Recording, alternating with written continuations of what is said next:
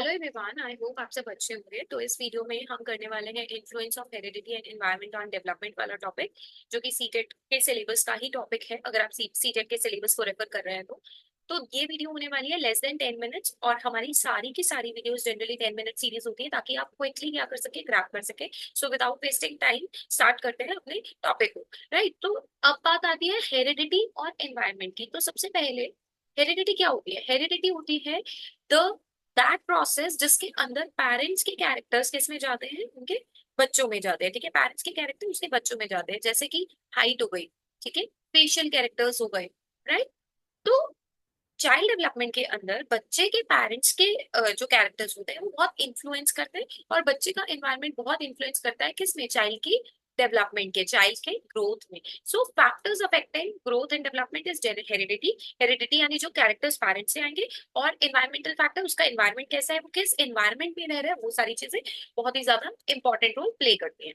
Now what is the heredity and environment? अभी वो मैं आपको बता चुकी हूँ। The individual personality is the product of both heredity and environment. एक पर्सन है, ठीक है, उसका जो कैरेक्टर है या उसकी जो पर्सनालिटी है वो किस पे डिपेंड करती है? हेरिडिटी पे, कि वो पेरेंट्स से कुछ कैरेक्टर्स को कैरी कर रहा है अपनी जनरेशन में, और उसके एनवायरमेंट में। तो ये दोनों ही इंपॉर्टेंट रोल प्ले करते हैं। Now in some cases heredity over power कर देती है, यानी पेरेंट्स के कैरेक्टर सेम टू सेम बच्चे में देखने को मिलते हैं।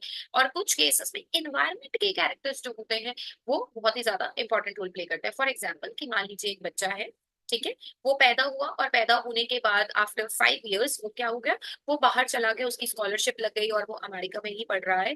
नाउ हेरिडिटरी से तो पेरेंट्स से तो आई आई, बट हुआ क्या, जब उसने अमेरिका जाके स्टडी करी तो उसका जो इन्वायरमेंट था वो टोटली डिफरेंट था। उसकी स्कूलिंग, उसके लोग, उसका आसपास के पीपल जैसे भी थे, वो सारी चीजें ज्यादा ओवर पावर कर देंगी। Right, so that is in that case influence कर रहा है एनवायरमेंट ज्यादा।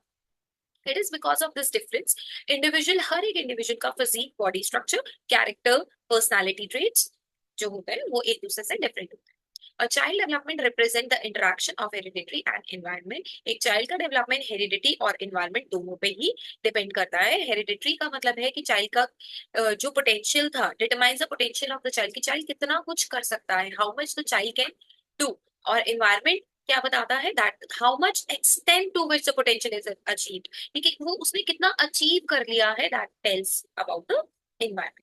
ठीक है, सो नेक्स्ट स्लाइड पर चलते हैं। नेक्स्ट स्लाइड हमारी ये बोलती है कि हेरिडिटी क्या है, आपका नेचर, ठीक है, और एनवायरमेंट क्या है, नर्चर। किस तरीके से आप उसमें चेंजेस लेकर आ सकते हो, किस तरीके से इन्फ्लुएंस करता है उसका नेचर। अब जो हेरिडिटी है, that is a physical makeup that a child inherit from the parents, जो पेरेंट्स से आ रहा है।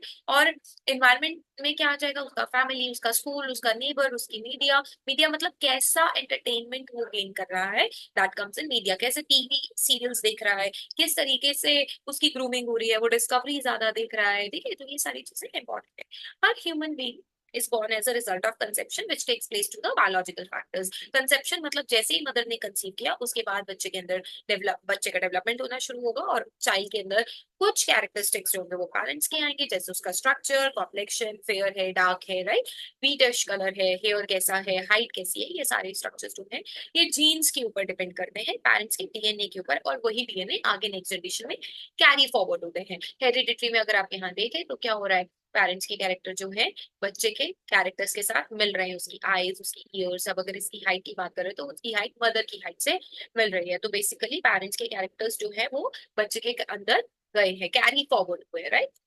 बट हम ये नहीं कहेंगे कि एग्जैक्ट कैरेक्टर्स चले जाएंगे, हूबहू नहीं हो सकते।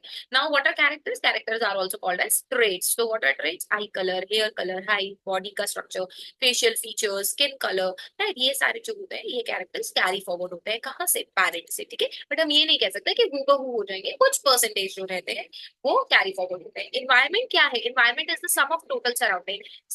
किस इन्वायरमेंट में वो रह रहा है, तो वो हम दो कैरेक्टरिस्टिक, दो टाइप्स में, कैटेगरीज में डिवाइड करते हैं, एक नेचुरल, एक सोशल। नेचुरल में अगर क्लाइमेट आ जाएगा, और सोशल के अंदर आप बोल सकते हैं कि किस तरीके का आसपास के लोग उसके पास रह रहे हैं। अगर वो रूरल एरियाज में रह रहा है तो आप सोचिए, अगर वो रूरल एरियाज में रह रहा है तो उसका कैरेक्टर, उसके अंदर किस तरीके से कैरेक्टर्स आएंगे।